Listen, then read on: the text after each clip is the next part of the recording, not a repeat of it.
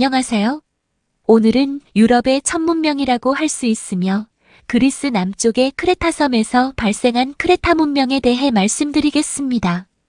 크레타 문명은 청동기 시대의 문명으로 다른 말로 미노아 문명, 미노스 문명이라고도 합니다. 미노아는 미노스 왕을 말하는 것으로 20세기 초 크레타 문명을 발견한 영국의 아서 에반스가 명명한 것입니다. 그가 발견한 크레타의 유적은 대부분 미노스 왕 때 건설된 것이니까요. 크레타 문명은 그리스 문명에 연결이 되면서 유럽의 기반이 되는 문명으로 발전합니다.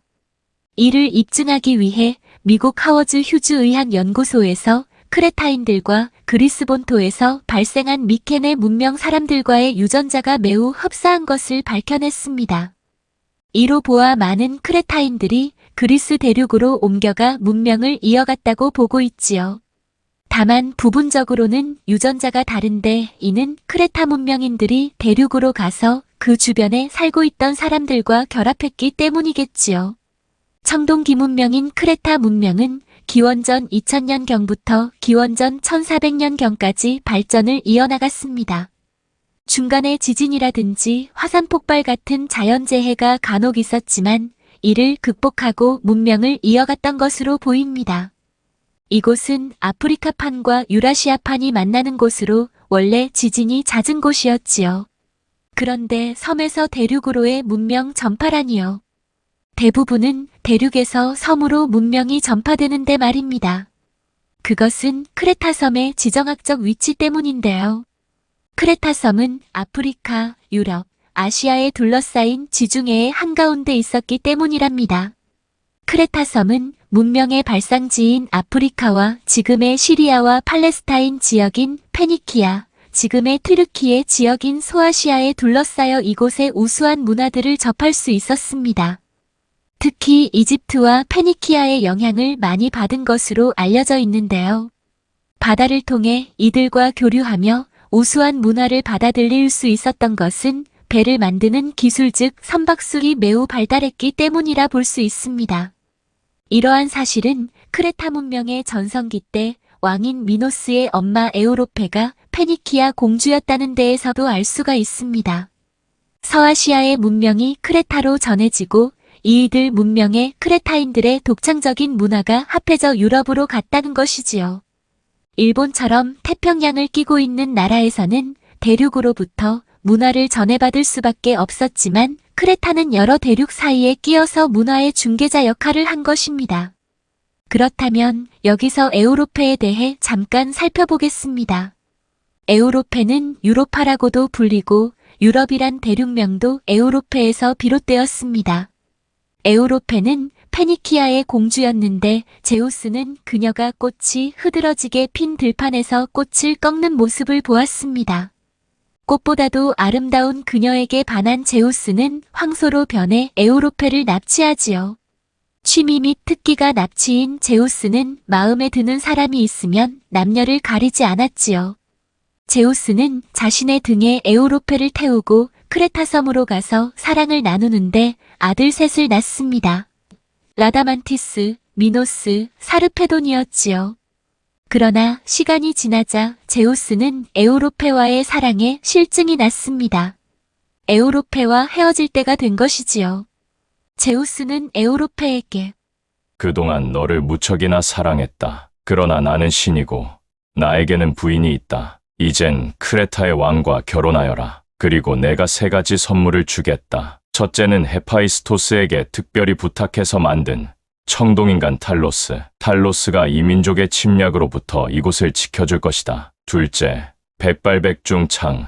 셋째, 사냥률 성공 100%를 자랑하는 사냥개. 라고 말했지요. 이 선물은 세 아들 중 권력 싸움에서 이긴 미노스에게 가지요. 제우스가 준 이 선물이 상징하는 것은 크레타 문명이 청동기 문명이라는 사실을 말해줍니다. 그리고 제우스는 자신의 형상화한 황소를 하늘로 보내 별로 만들어 주었답니다. 우리가 잘 알고 있는 황소자리가 된 것이지요.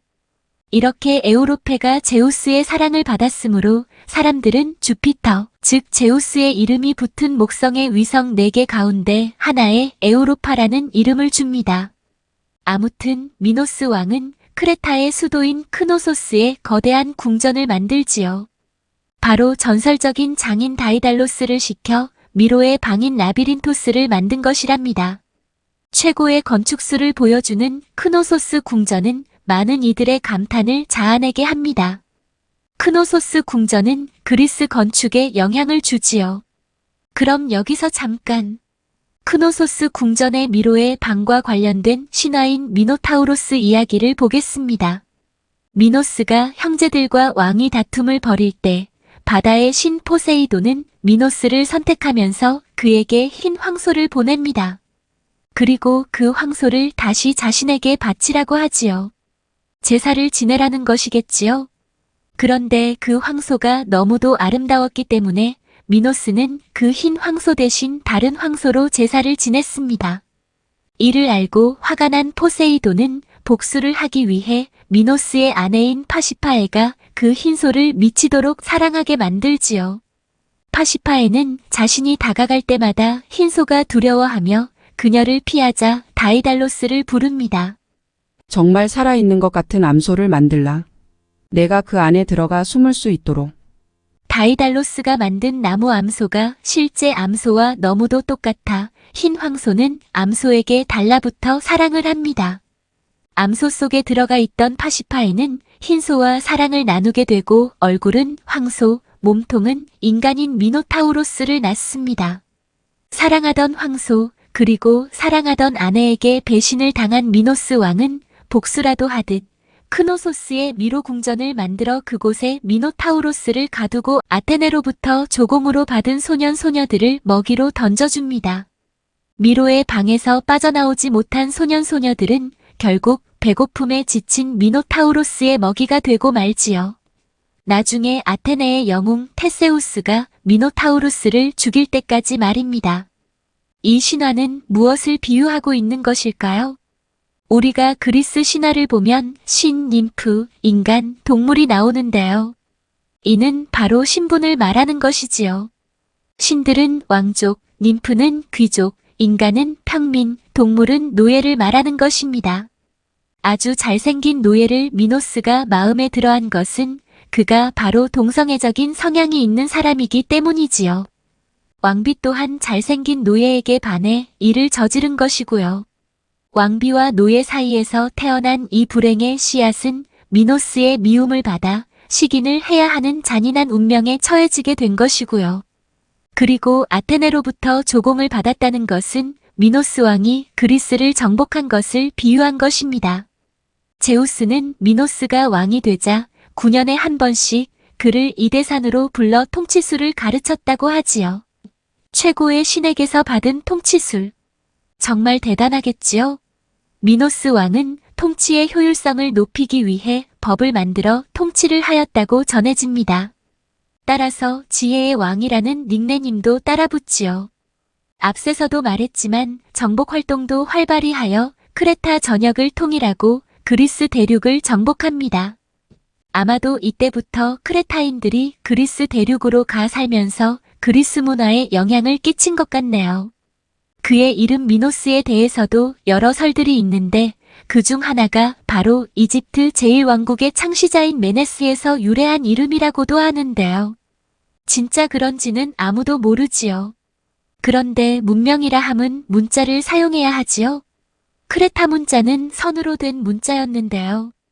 이를 선문자라고 합니다.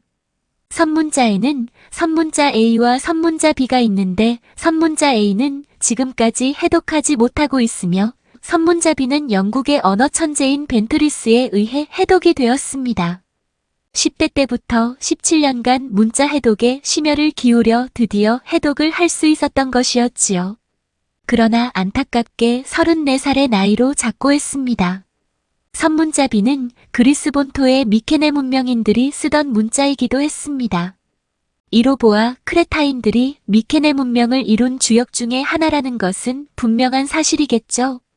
크레타인들은 적극적이고 능동적으로 해외와 교류하는 이들이었기에 그들의 정신세계를 잘 나타내는 자유롭고 생동감 있는 문화를 발전시켰습니다. 미노스 궁전의 벽화를 보면 이를 알 수 있는데요. 돌고래의 헤엄치는 모습이 꼭 살아있는 듯하고 소 위에서 제주를 부리는 남자의 모습 또한 그렇습니다. 그리고 미노스 궁전을 보면 거대한 기둥으로 지붕을 받치고 있는 것을 볼 수 있는데요. 꼭 파르테논 신전을 보는 것 같네요. 이로 보아 크레타 문명의 건축 양식이 그리스 건축 양식에 영향을 준 것 같습니다. 그리고 크레타에서 발견되는 수준 높은 디자인의 토기들과 멋진 그림 등은 크레타인들의 높은 예술성을 보여줍니다. 하지만 크레타 문명은 기원전 1400년경에 사라지고 맙니다. 기원전 1628년에는 크레타 섬의 북쪽에 있는 테라섬의 화산이 폭발을 했는데요. 지금은 산토리니 섬으로 불리지요. 테라섬 화산 폭발로 크레타 섬도 직격탄을 맞게 되지만 이것 때문만이 아니라 그 후에도 계속 지진이나 화산으로 크레타인들은 고단한 삶을 살게 됩니다. 후세의 성경에 나오는 노아의 방주 이야기나 그리스 전설에 나오는 데우칼리온의 대홍수 이야기는 이 무렵 크레타의 본토 해안을 덮친 해일과 관련이 있는 듯합니다.